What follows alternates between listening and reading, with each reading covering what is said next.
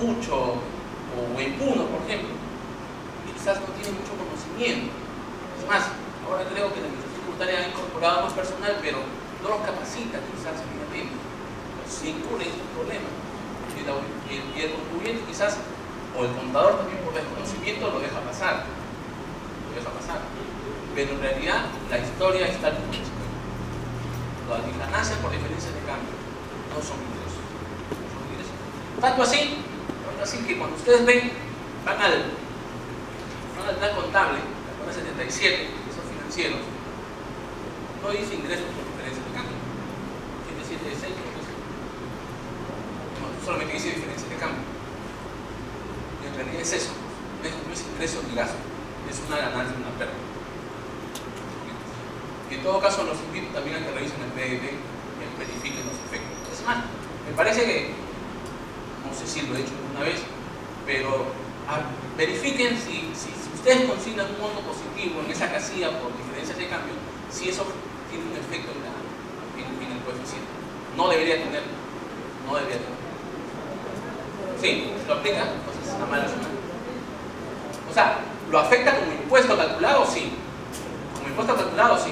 Pero para el coeficiente es la división de impuesto calculado entre ingresos netos. Entonces, para el impuesto calculado, sí. O sea, eso va a afectar, va a aumentar o va a disminuir el impuesto a la renta. Pero como ingresos, no. En todo caso, podría ser que estemos ingresando mal información. ¿No?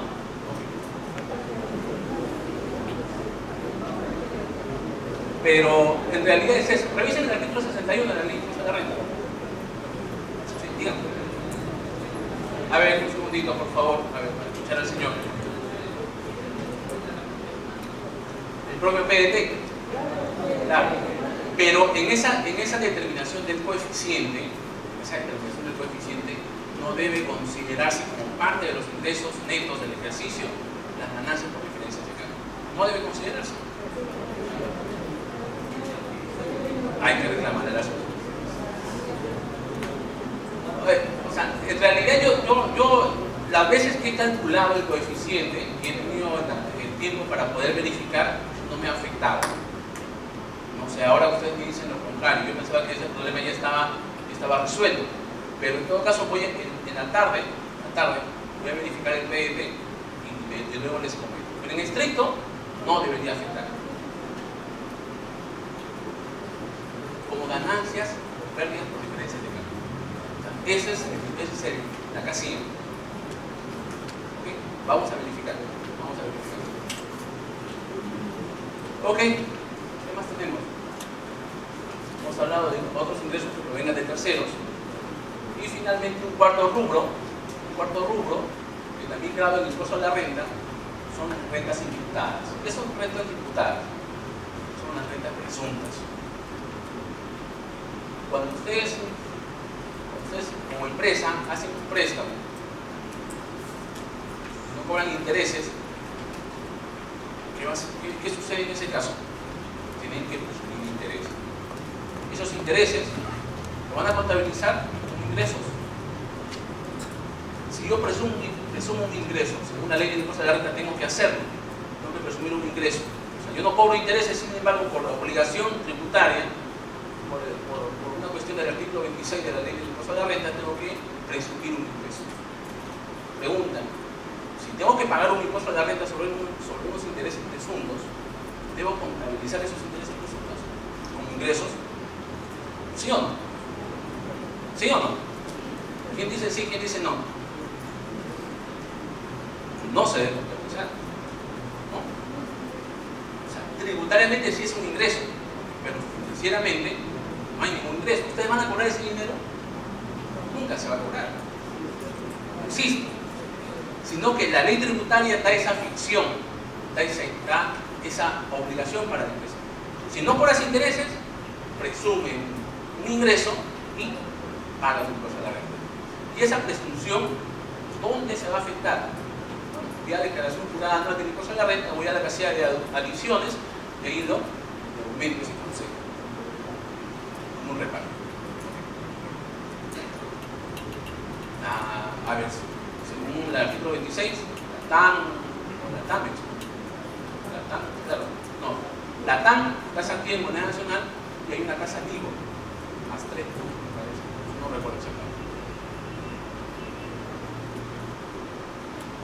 En principio no. En principio.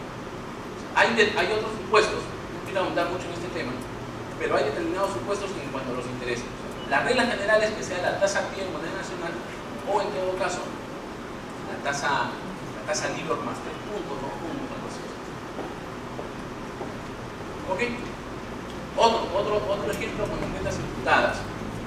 El artículo 32 de la Ley del Impuesto a la Renta establece que las operaciones tienen que realizarse a valor de mercado. Si yo vendo esta silla, en el mercado esta silla tiene un valor de 100 soles, sin embargo, yo al señor, porque es un familiar cercano, le vendo las sillas a 20 soles, contablemente voy a contabilizar a 20 soles. El ingreso, mi IGB y lo que sea, me cuenta por cobrar a 20 soles. Sin embargo, con el artículo 32 de la Ley de Impuesto a la Renta me obliga que las operaciones deben realizarse a valor de mercado, yo tengo que hacer vía declaración jurada anual del impuesto a la renta un ajuste. O sea, esos 80 que dejé de ganar, tengo que adicionar vía declaración jurada anual y pagar el impuesto a la renta sobre ese monto. Entonces, ese es otro caso de rentas imputadas. Entonces ya sabemos a grandes rasgos qué cosa grava el impuesto a la renta. Grava las rentas empresariales de manera general, grava las ganancias de capital, la compra-venta de inmuebles, que no sea actividad de la empresa, lógicamente, grava cualquier ingreso que tenga una empresa, y también las rentas imputadas, las rentas presuntas. ¿Y qué no grava el impuesto a la renta? ¿Qué no grava el impuesto a la renta? Yo les decía que hay algunos conceptos especiales en los que, por más que sean ingresos, por más que contablemente estén como ingresos, no están grabados como impuesto a la renta. Por ejemplo, había un casito interesante. A ver, no sé si de repente alguno de ustedes trabaja con agencias de aduana. ¿Qué hacen las agencias de aduana? Lo normal. Cada una podría tener su procedimiento distinto al otro, pero bueno. Lo normal es que la agencia de aduana apertura una cuenta corriente. ¿Para qué? Para que sus clientes, aquellos importadores, los importadores tienen que contratar una agencia de aduana para realizar la importación. Entonces los importadores, en convenio con la agencia de aduana, normalmente depositan dinero en esta cuenta y la agencia de aduana luego va a utilizar ese dinero para el pago de los tributos a la importación, el pago de algunos servicios complementarios, etc. Y después, si queda algún dinero, le va a devolver. Pero puede ser también que la agencia de aduana financie esa operación, vale decir, si el importador no tiene dinero, puede acordar con la agencia de aduana. ¿Para qué? Para que la agencia de aduana con su propio dinero asuma estos pagos y después la empresa importadora le devuelva. Entonces, ha habido casos, fíjense esta situación del año 97, hay casos en donde la agencia de aduana asume estos conceptos y al momento de emitir el comprobante de pago respectivo por los servicios, con el servicio de agente de aduana, 1.000 soles. Luego, reembolso de pagos efectuados por la agencia de aduana, 20.000 soles. Total factura, 21.000. El IGB solamente se aplicaría sobre 2.000. Por lo que el reembolso. No es un concepto grabado por el IGB. Pero en la factura se lo pone. Ahora es menos, antes era mucho más. Y el importador va pagando 21.000 soles. Entonces, cuando estas situaciones ocurrían, la zona verificaba, fiscalizaba, decía, oye, este reembolso que estás poniendo en tu factura es un ingreso para ti. Es un ingreso. Por lo tanto, está grabado como impuesto a la renta. Pero, si ustedes, a ver, pónganse en los zapatos del contador de la agencia de aduana. Somos para entender la idea. Si ustedes pagan por cuenta del importador los derechos de importación, ¿cómo contabilizarían esa operación?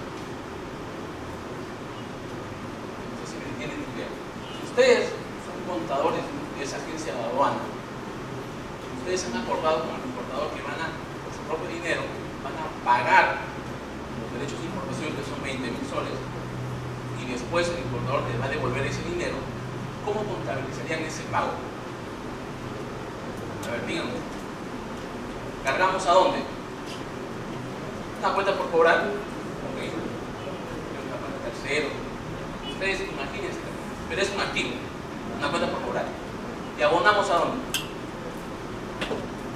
¿A qué cuenta abonamos? Caja, porque venga a salir dinero. Ahora es efectivo y equivalente al efectivo. Ok, ese sería el asiento. Y cuando el importador le devuelve ese dinero, ¿qué tendrían que hacer? Cargamos a la caja y abonamos a la cuenta por cobrar. Y acabó el asunto. Entonces, ¿dónde está el ingreso? No hay ingreso, solamente es una devolución. O sea, si queremos asimilar un poquito la figura, no necesariamente es, podemos decir que es un préstamo. Pero la SUNAT, como veía que ese concepto aparecía en el comprobante de pago, en la factura, ya quería grabarlo en el impuesto a la renta. Entonces, estos casos fueron al Tribunal Fiscal. El Tribunal Fiscal le dijo a la SUNAT: un momentito, ese reembolso que le están haciendo a la agencia de aduana, en ningún caso es ingreso. En ningún caso es ingreso, solamente es un reembolso, es una cuenta por cobrar. No se puede grabar. Es una locura. O sea, ¿a dónde quiero llegar con esto? O sea, ¿cuál es la lección de esto? No cualquier concepto que aparezca en el comprobante de pago es un concepto grabado, es un ingreso. Cosa que a veces tenemos la idea equivocada. Otro caso, hemos hablado de los intereses por pagos indebidos. Si ustedes hacen un pago indebido en exceso y piden la devolución de ese dinero, la SUNAT fiscaliza, resuelve la devolución y después, bueno, ya pues sale su chequecito. Hay una comisión para el contador que ha tramitado, que ha movido ese expediente. La SUNAT les devuelve el monto que pagaron en exceso de forma indebida con los intereses. Cuando ustedes, ¿cómo contabilizarían ese pago indebido que hicieron? Ustedes debieron pagar IGB por 12.000, pero pagaron 14.000.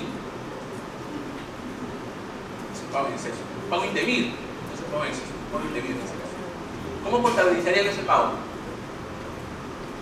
Si pagaron 14.000 soles por IGB, sin embargo debieron pagar solamente 12.000. Según la declaración jurada del periodo, la deuda era 11.000. ¿Cómo contabilizarían? ¿Cargamos a dónde? ¿A qué cuenta cargamos? Cargamos a la cuenta 40 tributos, porque es una deuda. ¿Cuánto cargamos en la cuenta 40? 14.000. 12.000. Ok. ¿Abonamos a la cuenta 10 cuánto? ¿12 o 14? 14. ¿Y la diferencia dónde cargamos? Cuenta por reclamar. Y cuando la SUNAT les devuelva esos 2.000 que pagaron en exceso, o de manera indebida, perdón, ¿cargamos a dónde? Pero, ojo, a ver, un dato más. Si ustedes pagaron 2.000 y la SUNAT al momento de resolver le dice no, son 2.000 más 100 soles de intereses. En ese caso, ¿cómo hacen el asiento? Cargamos a caja, ¿cuánto? 2.100. Son los 2.000 que me están devolviendo más los 100 de intereses, porque todo eso está en un solo cheque. Abonamos, ¿qué cuenta? Cuenta por reclamar. ¿Cuánto? 2.000 o 2.100. 2.000. ¿Y 200? La cuenta de ingresos financieros. Pero la particularidad en este caso es que esos 100 que abonamos a esa cuenta 77 no están grabados. Por el ámbito de aplicación del impuesto a la renta, ese concepto, esos intereses que entrega SUNAT están fuera de ese campo de aplicación. La aplicación de la ley del impuesto a la renta, por lo tanto no se graba. Y la declaración jurada anual del impuesto a la renta, ¿qué tendría que hacer? Porque a través de la declaración jurada yo voy a ingresar esos 100 como parte de los ingresos. ¿Lo voy a ingresar o no? Sí, ¿no? Cuando viene el PET en la sección de estado de ganancias y pérdidas, voy a poner esos 100. Pero tengo que sacarlos. ¿Cómo los saco? A través del rubro de deducción.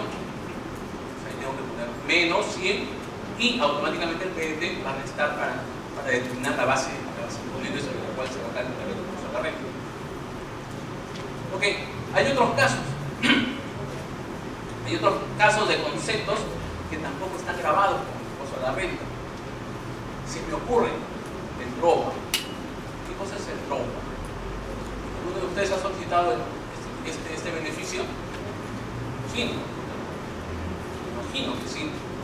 Ustedes exportan determinados bienes y por exportar esos bienes, el Estado, en su rol de fomento, la actividad económica, les devuelve un porcentaje del valor FOB de exportación de esos bienes. Pues la condición, ¿cuál es? Es haber utilizado en la producción de esos bienes que estoy exportando insumos importados. O sea, importo insumos, los proceso en el país y después esos bienes terminados los exporto. Si hago esta operación, entonces el Estado, del valor FOB de exportación, me devuelve un porcentaje. Antes era el 5, ahora ha cambiado. Entonces, ese dinero que me va a devolver SUNAT también es un ingreso financieramente. Tengo que, me puede devolver la SUNAT a través de notas de crédito negociables. Se utilizan para el pago de tributos. Si me devuelve 20.000 soles en notas de crédito negociables, ¿qué así lo tendría que hacer? Cargo la cuenta 40, hay un rubro, me parece, los dos, a veces, notas de crédito negociables o documentos negociables, y abona una cuenta de ingresos, 75%. Financieramente, como estoy en ganancias y pérdidas, va a aparecer un ingreso. Sin embargo, tributariamente ese concepto no está grabado. Por lo tanto, igualmente, ya declaración jurada del impuesto de la renta lo tengo que sacar. Voy al rubro de deducciones y saco ese dinero. Y no lo grabo como impuesto de la renta. En la Amazonía, un último ejemplo. La ley de Amazonía, la ley 27037, del año 98, establece una serie de beneficios para esa parte del territorio peruano. Una serie de beneficios tributarios. Estamos hablando de la exoneración del IGB, a las operaciones que se realizan en la Amazonía para el consumo de esa zona. Estamos hablando de tasas disminuidas de impuesto a la renta. Ahí no se aplica el 30% de impuesto a la renta, sino se aplica el 5 o el 10, dependiendo de la zona. Y otro beneficio era el del crédito fiscal especial. ¿Qué significaba esto? Si una empresa ubicada en la Amazonía vendía bienes, por ejemplo, producía bienes, y esos bienes los vendía fuera de la zona, por ejemplo, una empresa de Trujillo, esa venta iba a estar grabada con IGB, no gozaba de resultación. Sin embargo, por aplicación de esta ley, tenía derecho en ese caso a un crédito fiscal especial. O sea, tenía un IGB de ventas y también iba a tener un IGB de compras. Pero sobre el IGB de compras le adicionamos un porcentaje adicional. O sea, por ejemplo, si yo tenía un IGB de ventas de 100 y el IGB de compras era de 40, lo normal que tendría que pagar era 60, la diferencia. Sin embargo, por la aplicación de este crédito fiscal especial, me parece que era el 25%, había tramos. Vamos a suponer que sea el 50%. Entonces, si yo tenía un crédito fiscal de 40.000, la ley me decía, ok, de esos 40.000, aumenta en un 50%. Entonces, ¿cuánto era mi crédito? El crédito que iba a deducir en el periodo. 60.000. O sea, 20.000 más el 50%, 60.000. Entonces, el cálculo del IGB era 100.000 menos 60.000, solamente pagaba 40.000 soles. De los 60.000 que debía pagar, al final terminaba pagando solamente 40.000. Ese era el beneficio del crédito fiscal especial. Sin embargo, contablemente eso no existe, el beneficio. Entonces, contablemente, ¿cuánto era el IGB por pagar, según libros, en este caso? ¿40.000 o 60.000? O sea, ¿cuánto era el pasivo que se generaba inicialmente por ese IGB por pagar? Era 60. Porque yo contabilizaba un IGB de ventas de 100. O sea, eso es lo que estaba en libros. Y tenía un crédito fiscal de 40. O sea, según libros, yo debía pagar debía pagar 60.000. Eso es lo que estaba en libros. Son los 20.000, es un beneficio tributario, pero que no estaba en libros. Entonces, ¿cómo debía registrar este beneficio contablemente? ¿Cómo debería registrar este beneficio contablemente? Si en mi pasivo, en la cuenta 40, según libros, yo tenía una deuda de 60.000. Entonces, imagínense que ustedes ya han contabilizado sus ventas y sus compras. La diferencia de la cuenta 40, la diferencia porque el IGB por pagar según la cuenta 40 era de 60.000, pero ustedes nada más tenían que pagar 40. Entonces, ¿cómo contabilizaban esta situación? Cargaban a la cuenta 40, ¿cuánto? Los 60.000. Tenían que pagar los 60.000. Tenían que cancelar el pasivo, todo, los 60.000. Abonaban a la cuenta 10, ¿cuánto? 40. ¿Y la diferencia? Un ingreso, 75 debería ser. Los 20.000. Ok. Pero esos 20.000 que la empresa se está beneficiando producto de este beneficio tributario, no está grabado en la renta. Por lo tanto, igual, vamos a la casilla de deducciones y lo sacamos.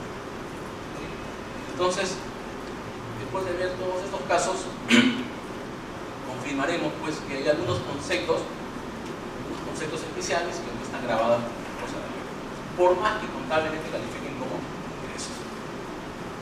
¿Preguntas? ¿Ya se asustaron o todavía? Todavía.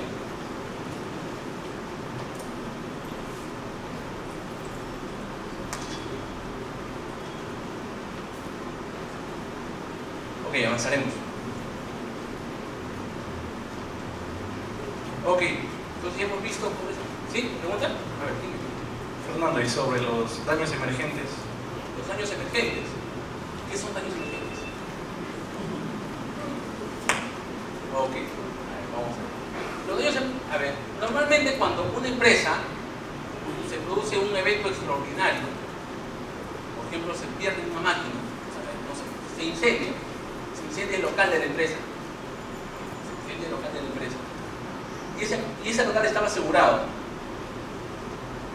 La pérdida es cubierta por ese dinero que le entrega la compañía de seguros. En ese caso, la pérdida no es deducible. ¿Por qué? Porque está cubierta por el seguro. El artículo 37 de la ley de impuesto a la renta indica: son deducibles las pérdidas extraordinarias en tanto no estén cubiertas por seguros. En todo caso, si hay una parte que no está cubierta por el seguro, esa parte sí es deducible. Si la pérdida es de 100 y el seguro me devuelve 100, ni gasto ni ingreso, tributariamente hablando. Contablemente sí, tengo una pérdida y tengo un ingreso. Eso es contablemente, pero tributariamente ni la ganancia, ni el ingreso ni la pérdida están grabados en la renta. Al final el efecto es cero. Puede ser el caso de que esa máquina o ese local no estaba asegurada. En ese caso, si la pérdida es de 100, esa pérdida sí podría ser reducible con efecto de impuesto a la renta, porque no está asegurada. Si el hecho se produjo, me estoy poniendo nervioso.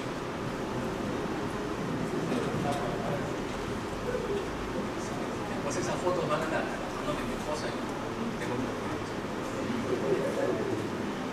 Se supone que está en otro lugar.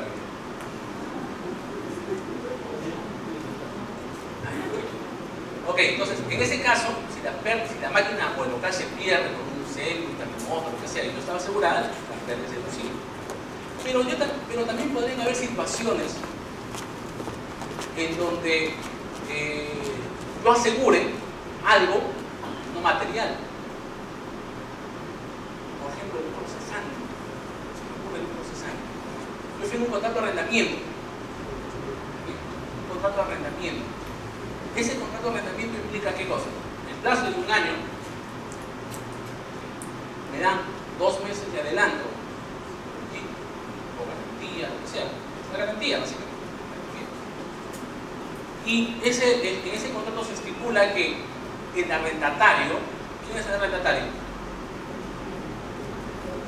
El que utiliza el inmueble. El arrendador es el propietario. En este contrato se estipula que el arrendatario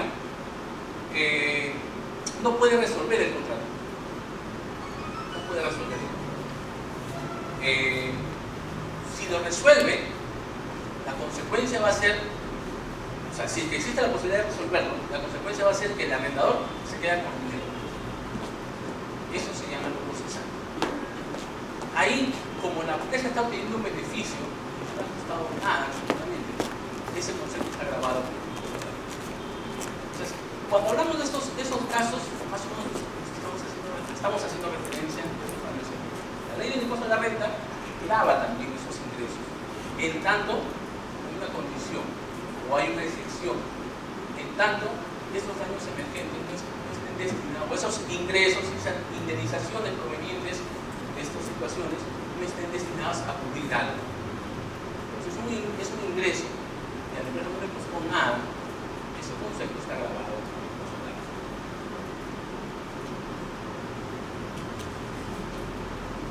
¿Sí? ¿Preguntas? No. A ver, avancemos entonces. Ya hemos visto cuáles son las rentas grabadas como el impuesto a la renta y algunas que no están grabadas. Pero adicionalmente a esto, no basta con saber si un concepto está grabado o no con el impuesto a la renta. Bueno, básicamente hay que saber si está grabado. Pero además de eso, hay que saber a qué periodo corresponde ese ingreso.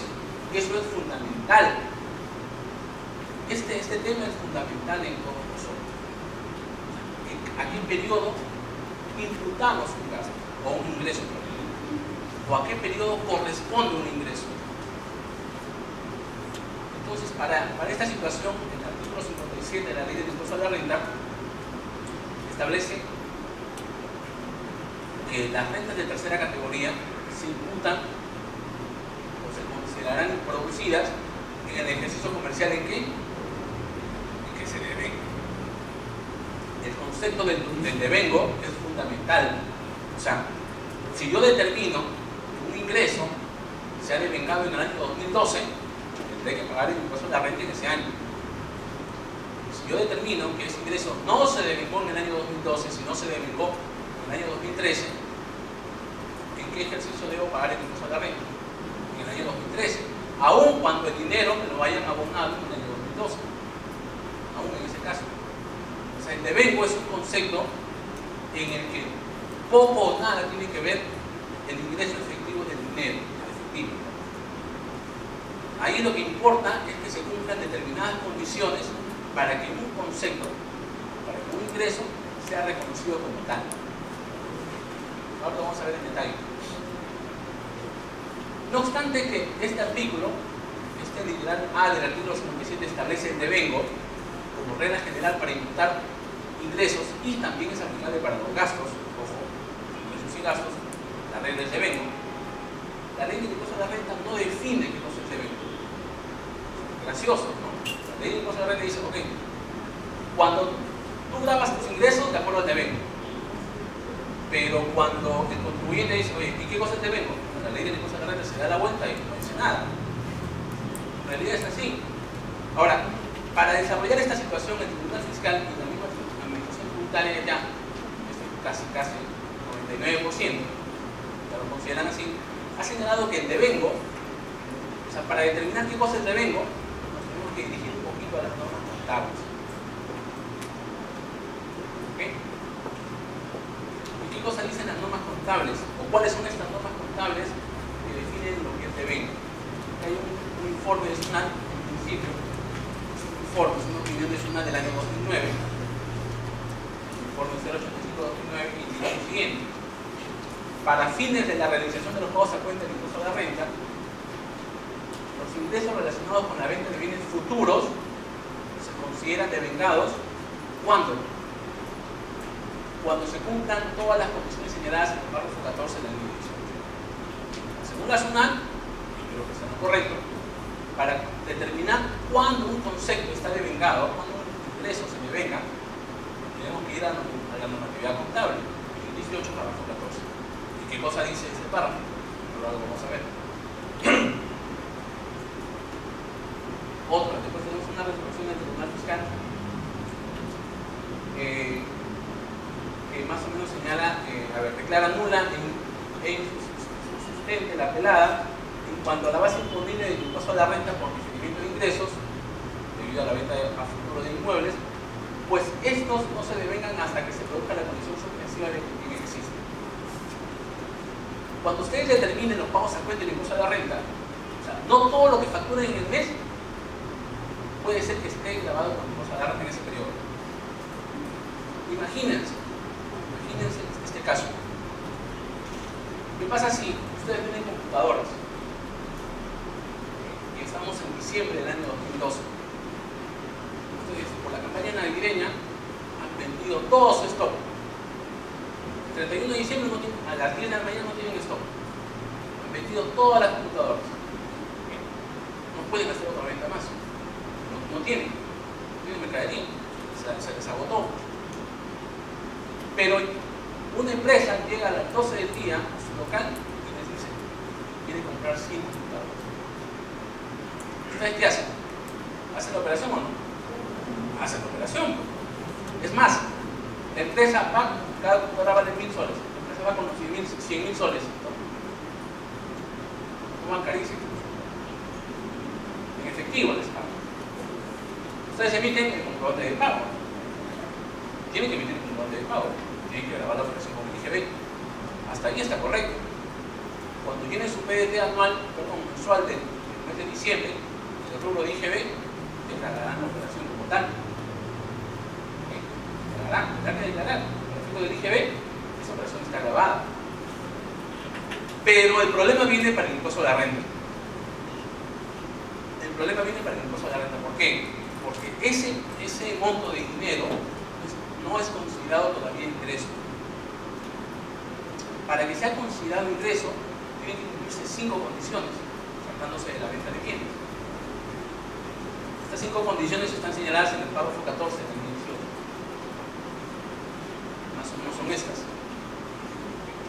Ustedes tienen que aplicarlas en su quehacer diario. Esto es fundamental, conocer estas condiciones. Primero, que la entidad que vende, la primera condición es que la entidad que vende haya transferido al comprador los riesgos y ventajas de tipo significativo derivadas de la propiedad de los bienes. O sea, en términos simples, que el bien le haya entregado. O sea, que el vendedor le haya entregado el bien al comprador. Una segunda condición es que la entidad no conserve para sí ninguna implicación en la gestión corriente de los bienes vendidos en el grado usualmente asociado a la propiedad. Esto está vinculado con la primera condición. O sea, si no hay transferencia, no hay entrega del bien, tampoco se cumple la segunda condición. Una tercera condición es que el importe de los ingresos de actividades ordinarias pueda medirse con fiabilidad. En este caso, esta operación que comentamos, se podría decir que se cumple con esta tercera condición. Sí, ¿no? Porque la operación, el monto de la venta está determinado. Hay un contrato. Aun cuando no sea escrito, pero hay un contrato verbal, tácito, implícito. Entonces, esta tercera condición respecto al importe de los ingresos debe ser medido con fiabilidad, se cumple. La cuarta condición sea probable que la entidad reciba los beneficios económicos asociados a la transacción, o sea, que efectivamente recibe el dinero. Se cumple, ¿no? Porque ya recibió el dinero.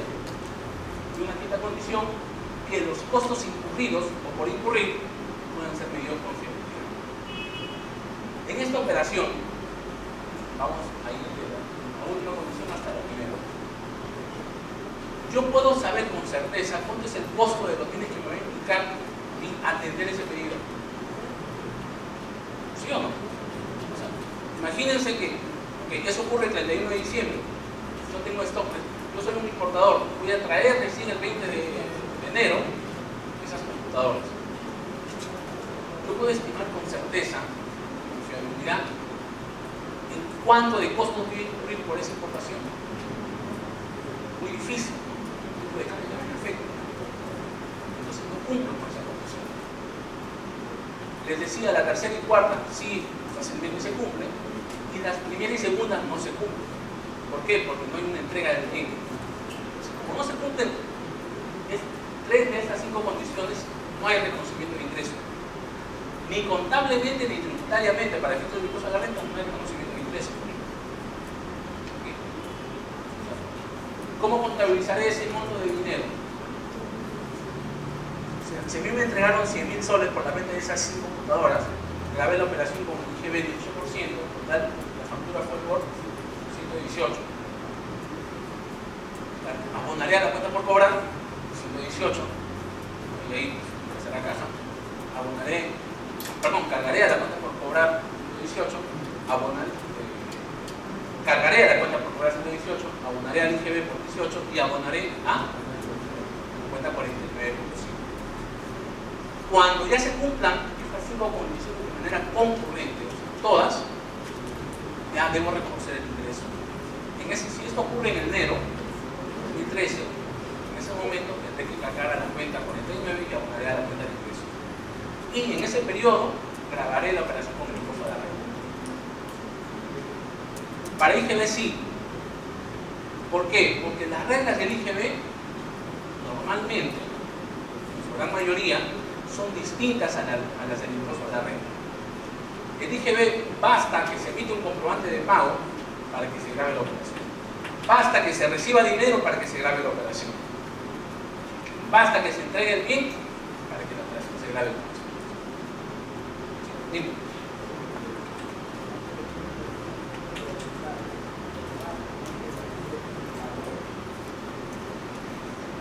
La empresa que pagó.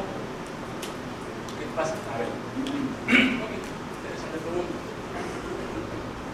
Porque ya hemos visto más o menos el tratamiento respecto a la empresa que vende.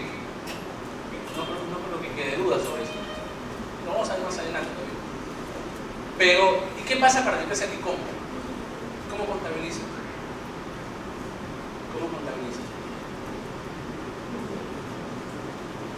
Posible. Cargará pues, la cuenta 60, cargará la cuenta 40, abonará la cuenta 42 y pondrá el destino de la operación. Asistencia 6, no por recibir.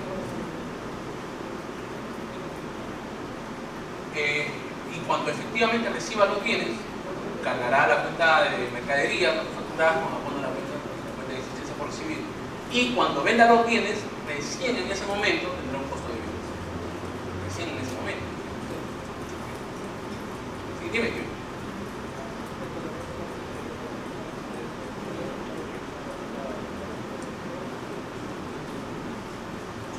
En realidad, hasta ahora hay mucha discusión sobre cuál de las cuentas utilizar. Hasta donde yo tengo conocimiento. ¿Se puede utilizar también anticipos? Sí, es posible. ¿Se puede utilizar la cuenta 49? También es posible. En realidad, si ustedes revisan el plan contable, la situación es clara. La situación muy clara respecto de qué cuentas utilizar. Lo que yo sí les puedo decir con certeza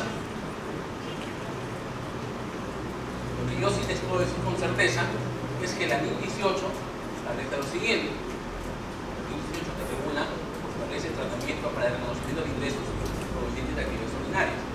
Según esta NIC indica, si no se cumplen estas 5 condiciones y se recibe un dinero, ese dinero debe contabilizarse como pasivo. Eso es lo que indica la NIC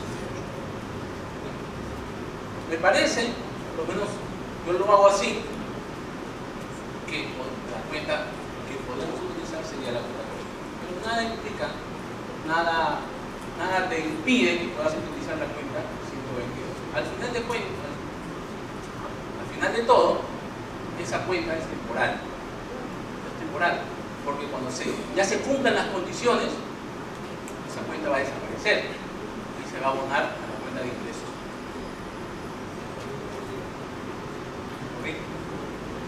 Entonces, esas 5 condiciones deben cumplirse en la venta de bienes para reconocer un ingreso proveniente de la venta de bienes, tanto para efectos contables como para efectos del impuesto a la renta.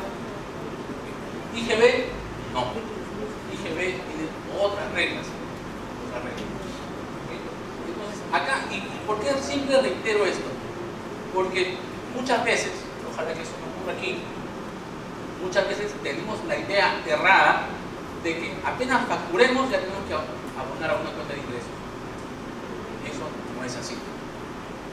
Tenemos que ver si el ingreso se ha devengado o no para poder reconocerlo como tal. Más ahora que que ya estamos obligados a aplicar NIF. Entonces, las NIF, dentro de las cuales está la NIF 18, establece este tratamiento. Si no aplicamos eso, estamos inobservando las normas de educación financiera y de paso, eso podría generar un mayor pago de impuestos a la renta. La consecuencia tributaria, fíjense ustedes, hay historias de ese tipo. Y una consecuencia tributaria. Ustedes dirán, pero da igual que pague, que efectúe el pago a cuenta en diciembre y en enero, al final de cuentas es un tema de tiempo. Pero no necesariamente es así. ¿Por qué? Porque si ese ingreso no se devengó en diciembre, sino en enero, y yo de manera errada efectué un pago a cuenta desde diciembre, cuando no me correspondía, ¿qué va a hacer la administración tributaria? A la empresa le va a cobrar el impuesto, el pago a cuenta en el mes de diciembre. Y ese pago a cuenta indebido que se hizo en enero, ¿lo va? Perdón. Si yo efectúo el pago a cuenta en diciembre, cuando debía hacerlo en enero, lo que va a hacer la SUNAT es, en diciembre lo va a desconocer y me va a cobrar el impuesto en el mes de enero. Al final es lo mismo, pero eso es lo que va a hacer. O sea, hay casos en donde sí lo hace. Y además de eso, una segunda consecuencia es que anualmente, para el impuesto de la renta anual, si yo reconozco el ingreso en el año 2012, voy a pagar el mayor impuesto, cosa que no debo. No hay costo. ¿Y qué sucedería con el costo en el año 2013? Hay una regla fundamental en contabilidad que es, cuando tienes el ingreso debes tener el costo. O sea, los ingresos y costos van de la mano. Entonces, este tema del devengo es súper importante.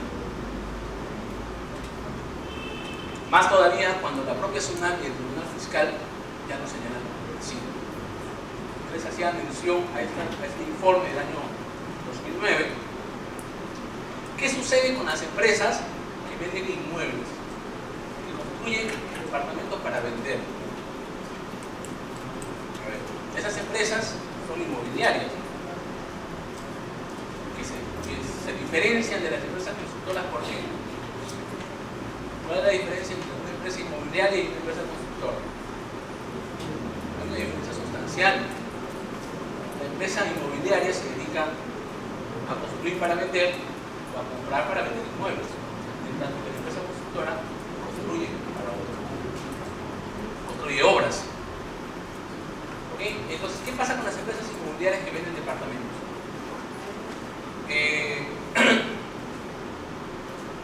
La práctica del mercado indica lo siguiente: indica que ellos tienen un terreno de 1000 metros cuadrados y antes de empezar a construir ponen su caseta de ventas y comienzan a vender antes de construir, antes de terminar la obra.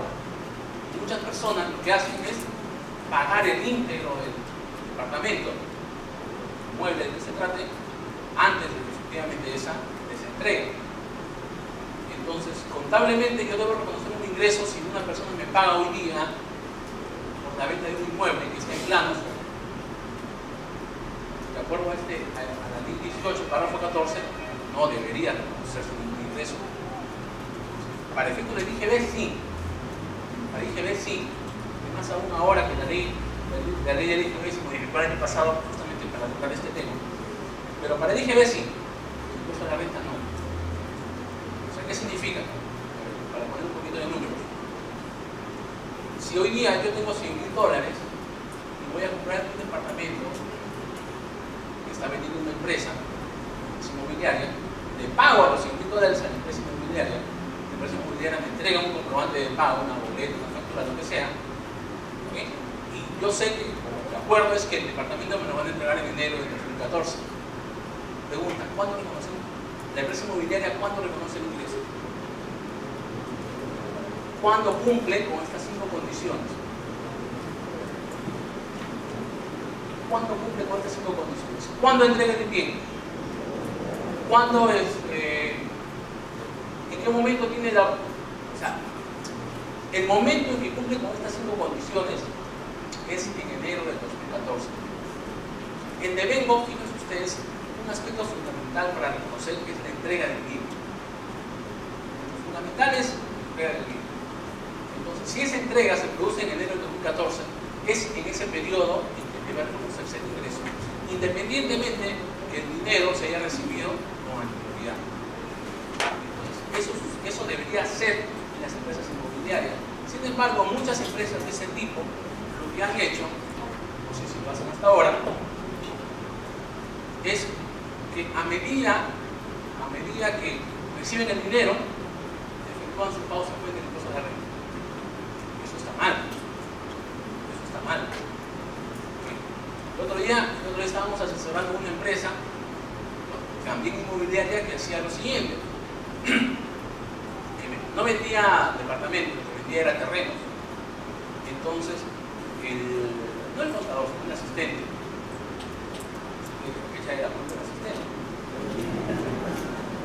El asistente, cuando hacía la declaración jurada mensual, agarraba la cuenta de ingresos, perdón, la cuenta corriente de la empresa, veía cuánto se había depositado, cuánto efectivamente habían depositado los clientes, tomaba ese monto y lo consideraba como base imponible con efectos de pago. Pero los terrenos recién los iban a entregar después de 2 años. Caso de error. Estaba haciendo un pago a cuenta de manera indebida. ¿Por qué? Porque el pago a cuenta recién debería hacerlo cuando entregue los clientes. Entonces, eso es evento. Esta persona probablemente no conocía este concepto. Entonces, ahí se genera un gran problema.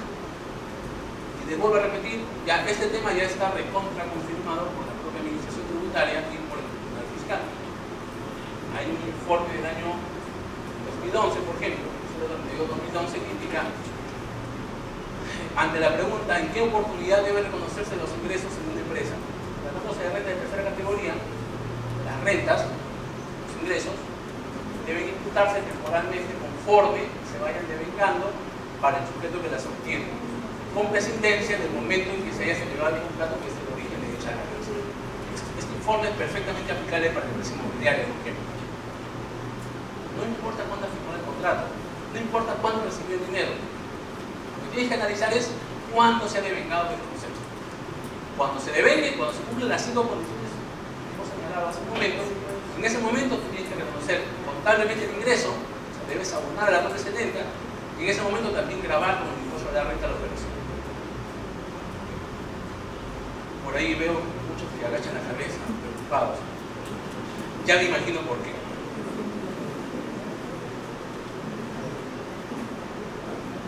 Ya me imagino por qué. Hay otro casito interesante. También, a usted también. Pero yo qué culpa tengo de que usted se diga. Hay otro casito interesante. A ver. Hay empresas que venden vehículos de segunda mano. Ese es un negocio. En el Perú hay muchas empresas.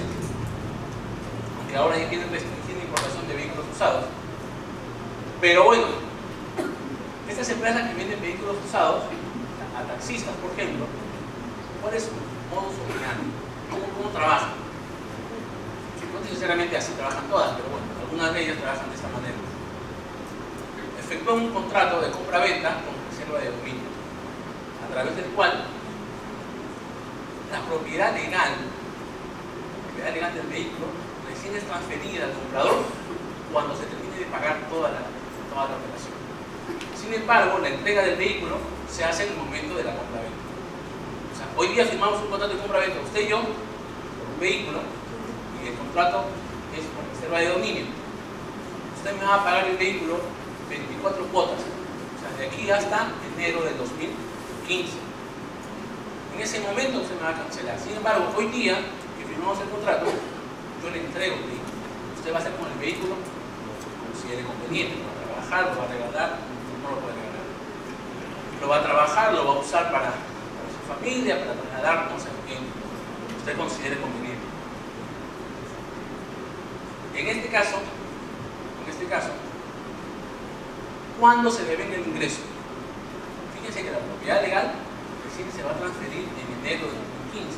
Sin embargo, el vehículo hoy día ya lo estamos entregando. Entonces, en estricto, ¿cuándo se devenga el ingreso? ¿Hoy, en enero de 2013 o en enero de 2015? ¿2013 o 2015? 2013. ¿Por qué en el 2013? A ver usted. Ya se le entregó el bien. A ver, ¿alguien opina en contrario? ¿Alguien opina que en enero de 2015 se va a devengar el ingreso? ¿Nadie? Sí, pues en enero de 2013 debería reconocerse el ingreso.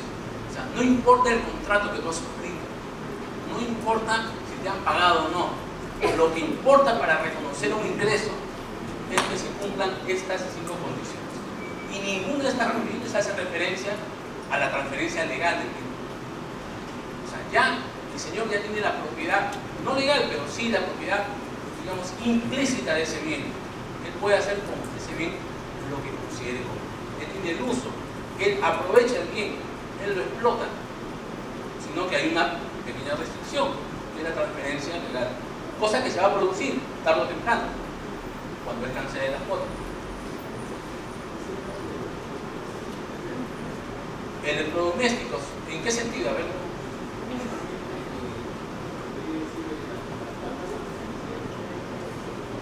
Hubo un momento que la misma casa comercial vendía a plazos. ¿Ya?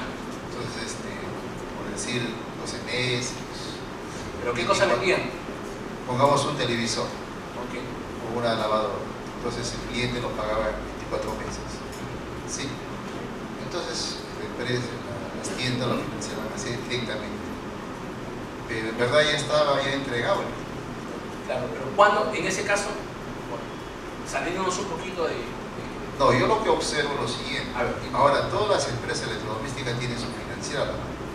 claro, ya han adoptado otros mecanismos. Así es, así es. Pero sí, yo recuerdo mucho esa operatividad. Efectivamente, de esa forma trabajaba. Pero en esos casos, por ejemplo, ¿cuándo se emitía el comprobante de pago? En el acto. Para la transferencia de bienes, televisores, por ejemplo, yo necesito, la transferencia legal, ¿cuándo se produce? O sea, necesito, yo como comprador, ir a registros públicos a registrar ese televisor. No. O sea, a diferencia de los vehículos, no, que sí.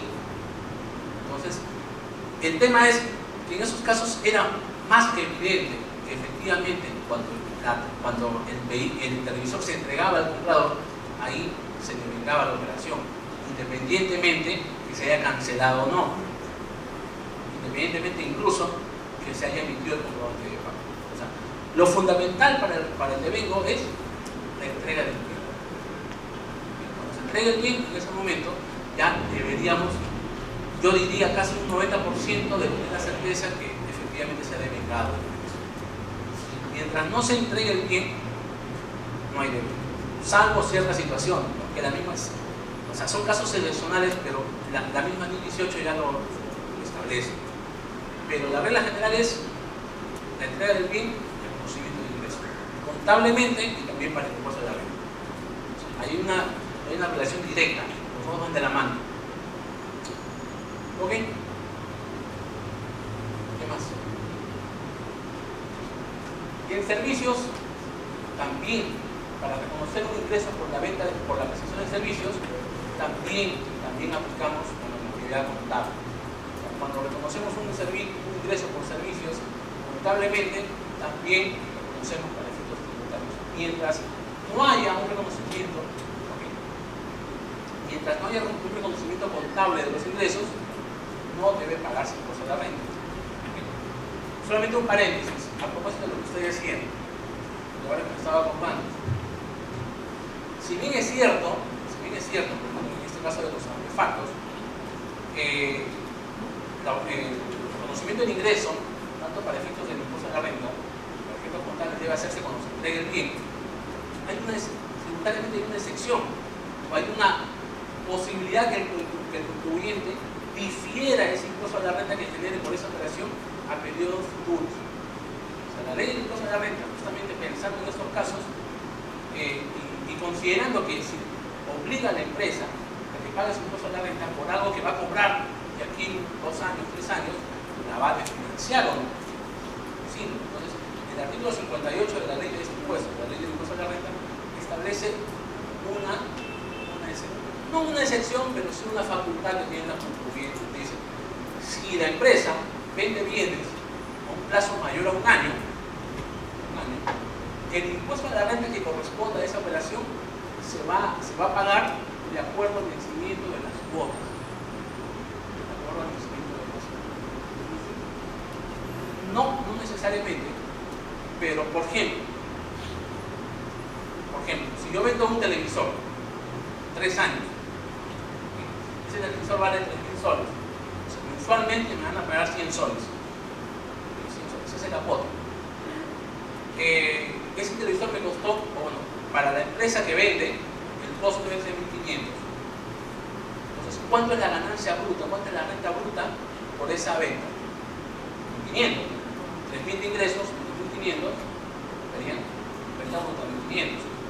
Entonces, la ley del impuesto a la renta indica, ok, esos 1.500 difieren en el plazo que te van a pagar. Entonces, son 30 meses, ocurre. Entonces esos 1.500 se va a dividir entre los 30 meses. Se va a pagar 50 soles, o sea, se va a imputar como un ingreso grabado 50 soles todos los meses. En base a eso se va a efectuar tanto el pago a cuenta como también la determinación del impuesto a la renta. Esa es una posibilidad. Si el contribuyente no quiere eso, no quiere todo lo que conoce como ingreso, todo lo que conoce como costo, y al final paga su total. Su impuesto a la renta total. El dice, no, me va a afectar financieramente, puede diferir su impuesto a la renta para periodos. Es una excepción en la regla. ¿Perdón? Por eso se difiere tanto el ingreso como el costo. O sea, tanto lo que dice la ley del impuesto a la renta es se difiere la ganancia que se obtenga por operación. ¿Cuál es la ganancia? La diferencia entre el ingreso y los costos.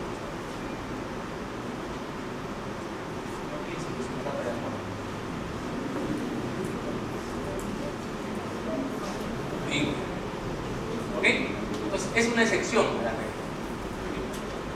Pero ese artículo 58 está desde hace bastantes años. En realidad, nunca he visto que una empresa lo aplique. Un poco. Quizás por no hacer para que la empresa no se haga tanto problema. Claro, más aún ahora. Lo que pasa es que antes las empresas que vendían artefactos, ellas mismas financiaban la operación. Ellas mismas giraban las letras a los clientes y los clientes firmaban, porque ellas mismas cobraban. En cambio ahora, si yo quiero comprar un artefacto a 1, 2 o 3 años, la misma casa, la misma empresa no me financia una entidad financiera. Entonces, quizás por esa razón ya no se aplica mucho esta regla. Pero no obstante, está ahí. Ok, entonces en el caso de servicios, para reconocer un ingreso, con esto hacemos una pausa. En el caso de servicios no hay 5 condiciones para el reconocimiento de un ingreso. Un ingreso por servicios se devenga cuando se cumplan estas 4 condiciones. ¿Okay? La primera de ellas es que el importe de los ingresos de actividades ordinarias pueda medirse con fiabilidad, sea probable que la entidad reciba los beneficios económicos asociados con la transacción, el grado de realización de la transacción al final del periodo sobre el que se informa puede ser medido con fiabilidad y finalmente los costos ya incurridos en la prestación, así como los que queda por incurrir hasta completarla, pueden ser medidos con fiabilidad. ¿Qué significa esto? ¿Qué significa esto? Que yo voy a reconocer un ingreso por servicios a medida que voy prestando. Si al día de hoy una persona me entrega un dinero, 100.000 soles, por un servicio que yo voy a prestar en febrero, pues yo en enero yo no puedo reconocer ningún ingreso, porque no hay devengo, yo no he prestado el servicio, no hay ningún costo por esos servicios. Ese monto de dinero que estoy recibiendo un día y sobre el cual incluso he facturado, recién lo voy a considerar como tal, como ingreso, en febrero, cuando preste el servicio. Mientras tanto, en enero, cuando yo contabilice esa operación, lo voy a considerar como pasivo. Cuando la operación se haya devengado, cargaré al pasivo y abonaré a la cuenta de ingreso. Eso es evento. Descansamos. Ah, no, todavía no. Había visto mal ahora. Entonces, en servicios, esa es la regla. O sea, no todo lo que facture está grabado como impuesto de renta, todavía. Una empresa que se dedica pues, a pasar anuncios publicitarios, una radio, por ejemplo. Yo compro un paquete de anuncios publicitarios en una radio por 12.000 soles para todo un año. Sin embargo, hoy día yo pago la operación, pago los 12.000 soles. La idea es que de manera proporcional me van a pasar los avisos durante esos 12 meses. Entonces, para la empresa que presta esos servicios, para la empresa que pasa los anuncios, ¿cómo reconocería los ingresos? En enero, cuando cobra todo, no reconoce los ingresos a medida que va prestando. Esto de manera independiente a que en enero haya emitido el comprobante de pago por el total. Esto, independientemente a que en enero se haya grabado la operación con el IGB por el total. Claro, porque en enero se recibió todo el dinero. Es lógico que se emite el comprobante de pago. Es correcto que se grabe la operación con el IGB. Pero para efectos contables y de impuesto de la renta, el ingreso, si son 12.000 soles, los voy a reconocer como ingreso mensualmente. 1.000 soles en enero, 1.000 soles en febrero, 1.000 soles en marzo, y así hasta diciembre. Para efectos contables, para efectos de abonar a la cuenta 70 y también para efectos de impuesto de la renta. Entonces, todos los meses, en enero que recibo los 12.000 soles, yo como empresa de este servicio, abono a la cuenta 49 por 12.000, cargo a la cuenta 12 por 12.000 más IGB, abono a la cuenta 40 por el IGB y abono a la cuenta 49. Al 31 de enero, cargo a la cuenta 49 por cuánto? Por 1.000 y abono a la cuenta 70 por 1.000. Fíjense que esa cuenta 49 ya no va a ser 12.000, va a ser 11.000, perdón. En febrero, el último día de febrero, también voy a hacer lo mismo. Voy a cargar a la cuenta 49 y ya voy a abonar a la cuenta 70 por cuánto? Por 1.000. Entonces, al 28 de febrero se han reconocido 2.000 ingresos y en la cuenta 49, en la cuenta de pasivo tengo. Ese proceso lo voy a hacer durante todos los meses que digamos que tenga ese contrato. ¿Preguntas? ¿Preguntas? ¿No? Ok.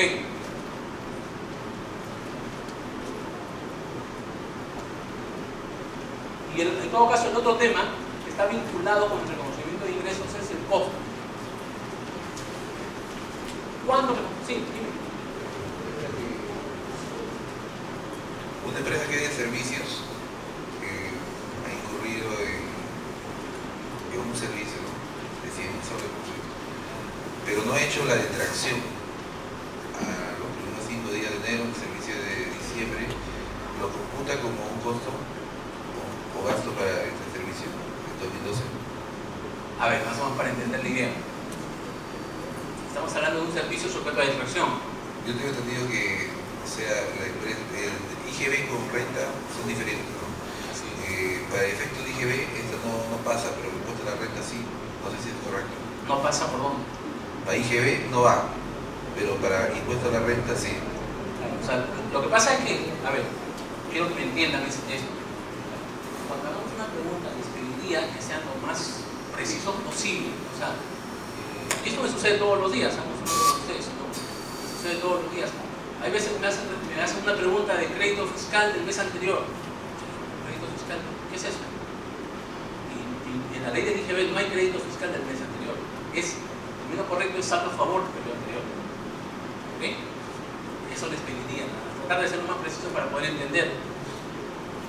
A ver, tratándose de servicios que se supone tu empresa adquiere o recibe, ha recibido en el mes de diciembre, me dices, pero sobre los cuales no se ha cumplido con efectuar la detracción. Esa es la idea. Para efectos del IGB, hay una condición adicional a la que establecen los artículos 18 y 19 de la ley de ese impuesto para poder tomarlo como crédito fiscal. Esa condición es que se haya cumplido con efectuar la detracción, no cuando yo quiera, sino cuando haya llegado el momento específico para hacer la detracción. La resolución 183/2004 es una que regula todo este tema de la detracción, que establece determinados momentos para hacer la detracción. No es el quinto día hábil que tú indicas, eso es incorrecto. El momento específico para hacer la detracción es cuando ocurra primero alguno de los dos hechos siguientes. ¿Sí? Acuérdense siempre esto. Cuando ocurra primero alguno de los dos hechos siguientes: fecha de pago total o parcial, o el quinto día hábil del mes siguiente de anotada la factura en el registro de compras. Vuelvo a repetir, de los dos momentos, el que ocurre primero. Entonces, si tú cancelaste esa factura el 28 de diciembre, la factura fue emitida el mismo 28 de diciembre, ¿cuándo te correspondía hacer la detracción? El 28 de diciembre. Tú esa factura la vas a cancelar el 20 de enero y la anotas en tu registro de compras el mes de diciembre. ¿Cuándo tienes que hacer la detracción? El quinto día hábil del mes siguiente. ¿Bien? Fíjense. ¿Bien? Ahora, si es que tú debiste hacer la detracción el quinto día hábil del mes siguiente, en ese momento ocurría primero, porque ibas a cancelar la factura el 20 de enero, efectivamente no puedes tomar el IGB como crédito fiscal para el periodo de diciembre. Recién lo tomarás como tal cuando regularices el depósito. Si tú lo regularizas, el 20 de enero, pues en el periodo de enero recién lo puedes tomar como crédito fiscal. Pero eso es para efectos del IGB. Si ese servicio para ti es un gasto, tú lo recibiste, es un gasto de mantenimiento, lo que sea, para efectos del impuesto de la renta, si ese servicio se ha consumido en el mes de diciembre, es gasto en el mes de diciembre. Se ha devengado, se ha consumido en el mes de diciembre, por lo tanto, contablemente, aun cuando no puedas tomar el crédito fiscal del IGB, es gasto para ti en el mes de diciembre. ¿Okay? Entonces, las reglas de la retracción muchas veces son distintas a las del impuesto de la renta y a su vez son distintas a las del IGB. Es todo un tema. Es todo un tema el tema de la retracción. Por eso yo siempre espero que no haya una persona desunada aquí, porque se me sale el mundo. Yo siempre he estado y creo que voy a estar siempre en desacuerdo con este sistema, porque este sistema es muy perjudicial. No solamente, básicamente para el contribuyente. Básicamente para el contribuyente. ¿Por qué? Porque como si uno no cumple con hacer la detracción hasta el momento, hasta la fecha en que uno debe hacerlo, fecha de pago, quinto día hábil del mes siguiente, ocurra primero, la consecuencia inmediata es que no puedo tomar el IGB. Financieramente me está afectando. Una segunda consecuencia es la multa. Hay una multa. Si yo no cumplo con efectuar la detracción en el plazo establecido, la multa es equivalente al 50% del monto no depositado. Hasta el mes de junio era el 100%. Por lo menos ahí se parecieron un poquito, reducieron la multa. Pero pues, es perjudicial. Y si tú has tomado el IGB como crédito fiscal en el mes de diciembre, cuando no debiste tomarlo, o no cumplías con las condiciones, ¿qué tendrías que hacer? Tendrías que volver al mes de diciembre, rectificar tu declaración jurada de ese periodo, quitar ese IGB, pagar tu multa, porque hay una declaración de cifras o datos falsos, y además pagar una multa por la declaración efectuada. Y además pagar el IGB por esa diferencia. O sea, es totalmente perjudicial financieramente. ¿No? Entonces, pero bueno, pues hasta que lo derogue, pasarán bastante tiempo. ¿Sí? Mejor cambiamos a detracción. Que no sea cierre contable, sino cierre de detracciones.